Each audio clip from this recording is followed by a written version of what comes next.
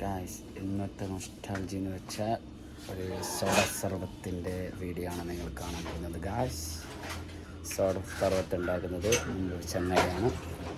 ഇത് സംഭാരല്ലേ, സംഭാരമാണ് ഗായ്സ്. ഇത് സംഭാരം ഒഴിച്ച് ഇതിൽ കുറച്ച് ഉപ്പിട്ട്, ഉപ്പല്ലത് ഉപ്പ് ഇട്ട് നമ്മൾ ഈ സാധനം സോഡ ഒഴിക്കുന്നതാണ് ഗായ്സ്. അയ്യോ, ഇതൊരു വേറൊരു നൊസ്റ്റാൾജി തന്നെയാണ് ഗായ്സ്. സോഡ സർബത്തിൻ്റെ ആ ഒരു ഈ സാധനം ഉണ്ടല്ലോ, കുടിക്കുമ്പോൾ ഉണ്ടല്ലോ, വേറെ നൊസ്റ്റാൾജി ഗായ്സ്. അയ്യോ ഗായ്സ്, വേറെ ലെവല് സംഭവം. കുറേ കൂടി സോഡയുണ്ട് ഗായ്സ് ഇതിൽ. ഗായ്സ്, ഈ കടലിൻ്റെ പ്രത്യേകത എന്ന് വെച്ചാൽ ഇവിടെ ഒന്നും ഇല്ലാണ്ടില്ല, എല്ലാം ഉണ്ട്. ചായ ഇട്ടിട്ട് പപ്സ് ഇട്ടിട്ട് അടി കർപ്പൂരം വരെ, അതായത് പൂട്ടിട്ട് കർപ്പൂരം വരെ എന്ന് പറയുന്നില്ല, അത്ര സാധനമുണ്ട് ഗായ്സ് ഈ പീടികയിൽ. മാഷാഅല്ലാഹ്, ഒരു പീടികയിൽ കടികളെല്ലാം കാണുന്ന ഗായ്സ്, കടികൾ. അതെല്ലാം ഇവിടെ ഇല്ലാത്ത സാധനമൊന്നുമില്ല ഗായ്സ്, ഫുൾ സാധനമാണ്.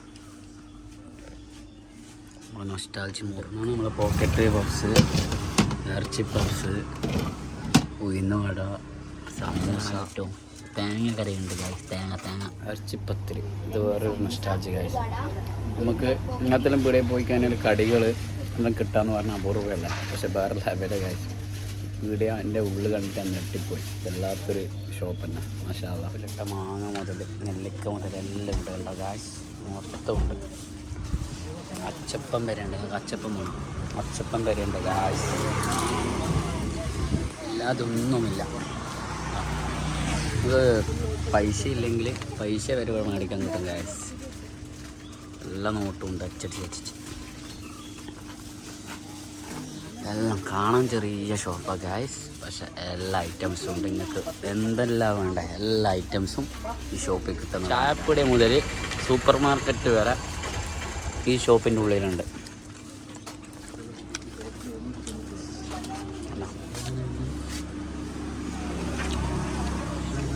എല്ലാം ഉണ്ട് ഗായ്സ്.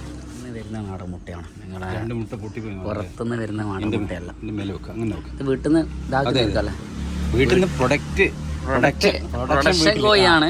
പക്ഷെ നിങ്ങളെ വീട്ടിലെ കോഴിയല്ലേ, വീട്ടിലെ കോഴിയല്ലേ? അതെ, ഇത് വീട്ടിലെ കോഴിയിലെ മുട്ടയാണ് ഗായ്സ്. പക്ഷേ ഇതിൻ്റെ വെളുപ്പുണ്ടോ? ഇതാ വെളുത്തിട്ട് വീട്ടിൽ നിന്ന് പ്രൊഡക്റ്റ് ചെയ്യുന്ന സാധനം, വീട്ടിലെ കോഴിൻ്റെ മുട്ടയാണ്. എല്ലാം വീട്ടിലുണ്ടാക്കുന്ന സാധനമാണ് ഗായ്സ്. ഭക്ഷണം, ചായ, ഇവിടുത്തെ അതായത് ചായക്കട മുതൽ മിനി സൂപ്പർ മാർക്കറ്റ് ഇതിൻ്റെ ഉള്ളിലുണ്ട്. കാണാൻ ചെറിയ ഷോപ്പാണ്, പക്ഷേ സംഭവമാണ് കാര്യം. ഷോപ്പിൻ്റെ വെളുപ്പം കണ്ടെങ്കിൽ നിർത്തും, പക്ഷേ തട്ടി വരെ ഉണ്ട് കാര്യം.